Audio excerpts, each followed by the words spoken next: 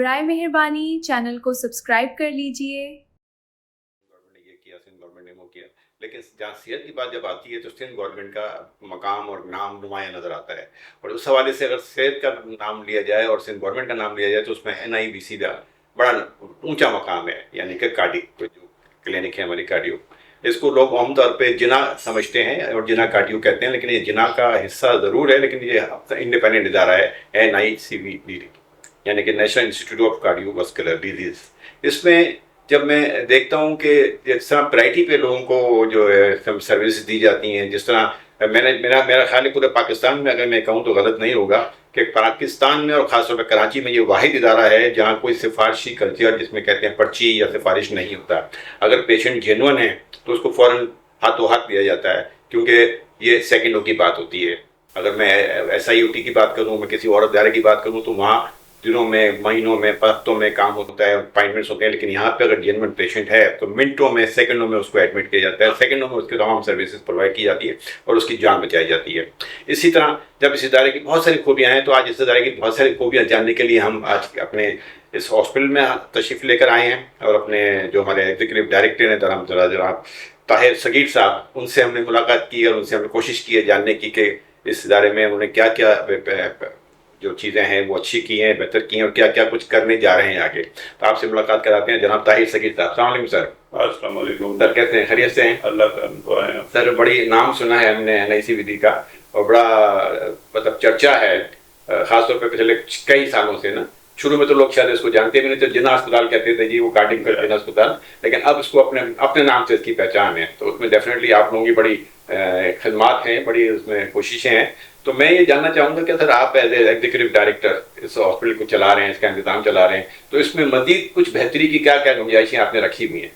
देखें, हमेशा से जो है ना बेहतरी की गुंजाइश रहती है। अगर कहीं पे मामला रुक जाए तो फिर मेरे ख्याल में वो सिस्टम जो है ना फेल है। हमने जब स्टार्ट किया था 2015 में प्राइमरी प्रोग्राम, तो उसको देखते हुए हम प्राइमरी को एक्सपेंड करते रहे। पूरे सिंध में जो है ना हमने प्राइमरी के प्रोग्राम को इस्टेब्लिश किया। उसके बाद फिर हम आए न्यूरो इंटरवेंशन, जिसको कहते हैं कि दिमाग की जो शरियानों में क्लॉट आ जाता है, उसको हमने शुरू किया। कराची से लेके फिर टंडो मोहम्मद खान और सक्खर तक हमने उसको इस्टेब्लिश कर दिया। फिर जो हमारे इंटीरियर सिंध के हॉस्पिटल थे, उनको प्राइमरी से आगे के काम के लिए हमने रूटीन की इलेक्ट्रोफिजियोलॉजी शुरू कराई। हमने वहाँ पे वैल्व जो करते हैं माइट्रल वैल्व, वो शुरू करवाए। उसके अलावा जो रूटीन में कार्डियक सर्जरी है वो शुरू कराई। तो अब इस वक्त माशाल्लाह इंटीरियर सिंध में हमारा जो नेटवर्क है उसने इस तमाम चीज़ों को अबूर हासिल कर लिया है। और उसका इससे अंदाज़ा हो कि अब हमारे कुछ सेंटर जो हैं college of physician and surgeon से रिकग्नाइज हो गए हैं फॉर कार्डियोलॉजी की ट्रेनिंग, फॉर इंटरवेंशन ट्रेनिंग। बहरहाल 2018-19 में एडमिनिस्ट्रेटिव लेवल पे ये डिसाइड किया गया कि हमारे कराची के अलावा जो सेंटर्स हैं वो तमाम के तमाम जो है ना वो एक एडमिनिस्ट्रेटिवली यूनिट बन गया है, सिंध इंस्टीट्यूट ऑफ कार्डियोवास्कुलर। अच्छा। तो अब उनको वो मैनेज कर रहे हैं। मैं सिर्फ आपको NICVD के बारे में बता सकता हूँ। हमने ये सारी चीज़ें तो की और फिर हमने सारे सेटेलाइट यूनिट्स को इस्टेब्लिश किया, हमारे ही लोग जाके करते थे।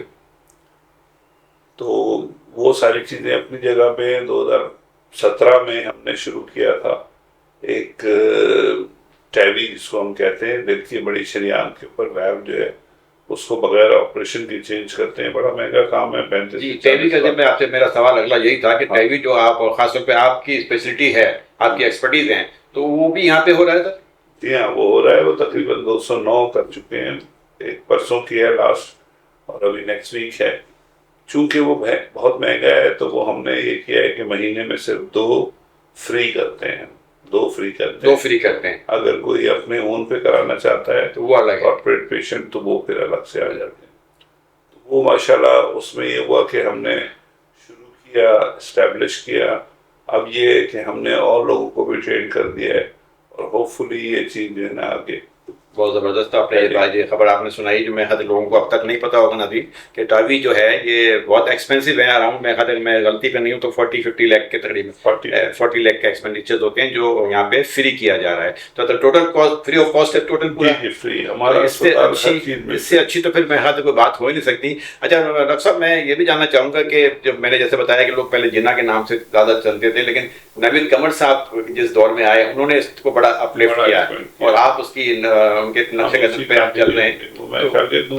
अच्छा माशाल्लाह। तो वो जो एक्सपेंशन का सिलसिला शुरू हुआ था 2015 से बढ़ता जा रहा है। अभी पिछले साल ही हमारी एक ओपीडी नई ओपीडी 1.25 अरब रुपए का सिता हुआ है।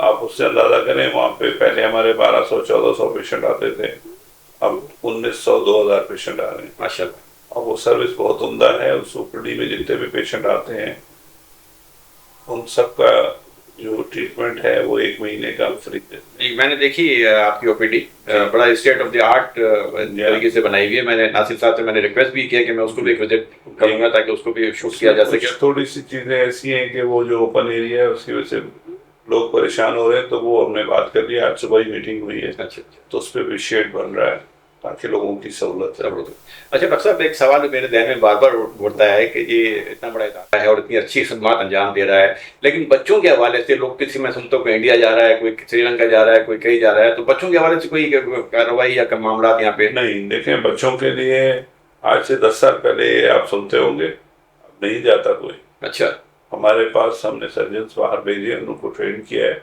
अब तमाम कॉम्प्लेक्स सर्जरी यहीं पे हो रही है बच्चों के हवाले बच्चों की। अच्छा चूंकि ये बच्चों का वाहिद फैसिलिटी है जहाँ पे फ्री में भी इलाज हो रहा है और हमारे को ऑब्लाइज करते हैं। रिसेंटली खान में जो बच्चों का डिपार्टमेंट था वो बंद हो गया, लियाकत नेशनल का बंद हो गया, तो इसलिए वो बर्डन भी हमारे पास आना हुआ। एक चीज जो नई शुरू हुई है वो सूट में शुरू हुई है, मगर वो बहुत लिमिटेड केसेस कर रहे हैं, तो बच्चों का बर्डन बहुत है। उसी को देखते हुए प्लान किया था। आपने अगर देखा हो कि हमारे को एंट्रेंस पे ये 8 फ्लोर बिल्डिंग है, ये बच्चों का पीडियाट्रिक कॉम्प्लेक्स है। अच्छा माशाल्लाह। ये सब 300 बेडेड हॉस्पिटल है जिसमें स्टेट ऑफ आर्ट सारी फैसिलिटी, सारे दिल के अमराज बच्चों के होते हैं। बच्चों के लिए 2 कैथ लैब और 4 थिएटर में सुराख है या ईच एंड एवरीथिंग वहाँ पे होता है।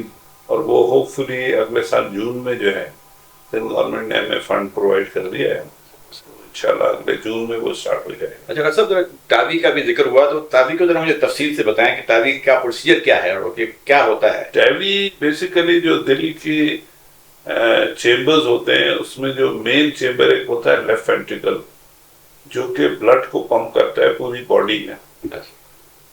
तो जो पंपिंग के लिए ब्लड लेफ्ट वेंट्रिकल से निकलता है तो वहां पे एक वाल्व होता है जिसका काम होता है कि ब्लड को फॉरवर्ड फ्लो कराए, बैकवर्ड फ्लो ना कराए। सही।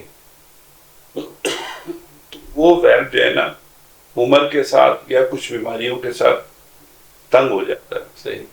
तो वो फिर आमतौर पे मरीजों की एज जो है ना 70, 80, 90 के करीब होती है, तो वो सर्जरी का रिस्क भी बहुत होता है। सही।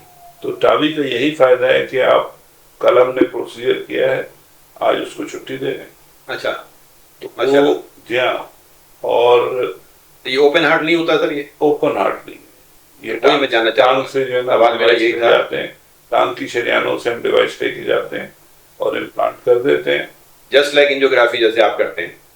प्रोसीजर की रूट वही होता है। रूट वही होता है और इक्विपमेंट बड़ी होती है।